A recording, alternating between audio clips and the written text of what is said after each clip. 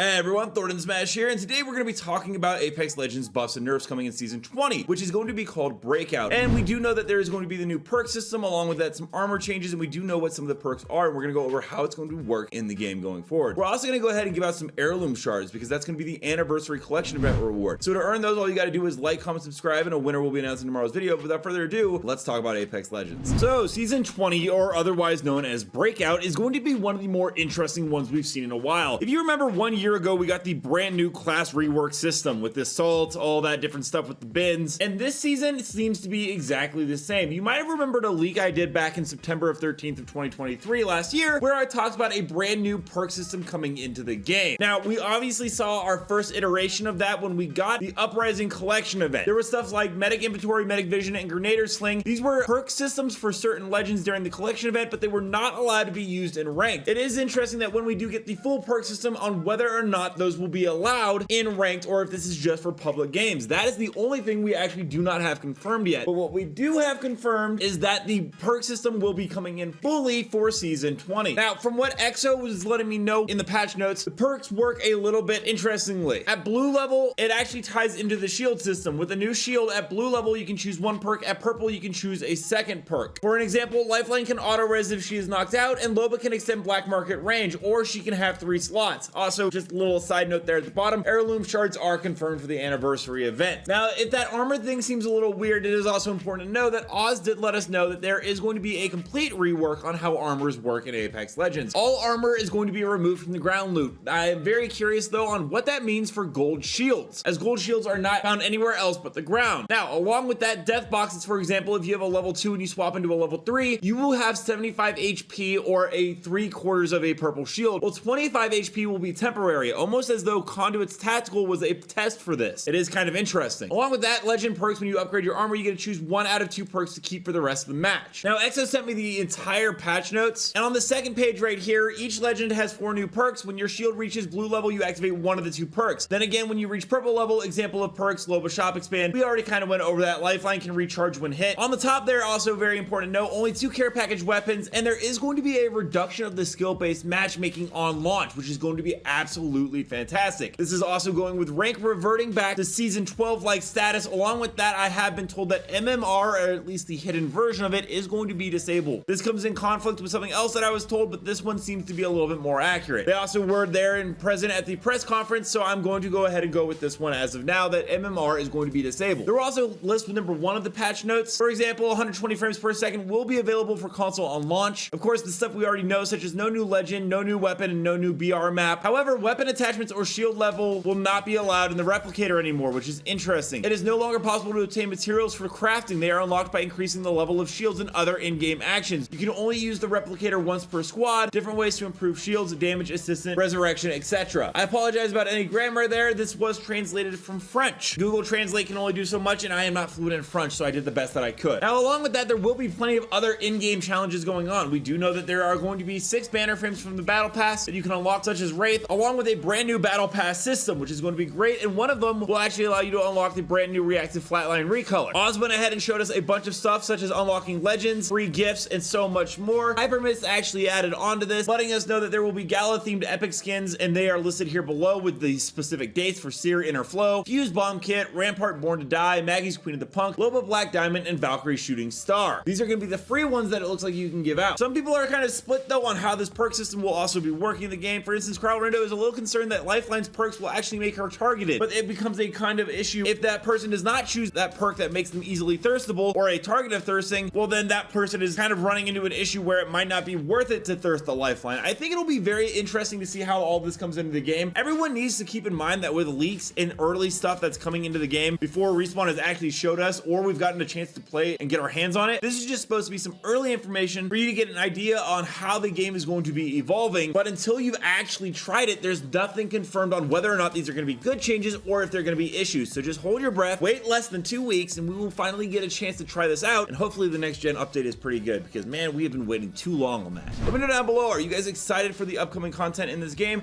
or do you feel like it isn't really enough to justify a whole new season? Do you feel like this is just some balance changes and not that much has actually changed? Also, don't forget to check out this channel by my editor Novell right here, who covers a ton of Apex Legends content. And until next time, Legends, keep slaying the outlands. I'll see you out there.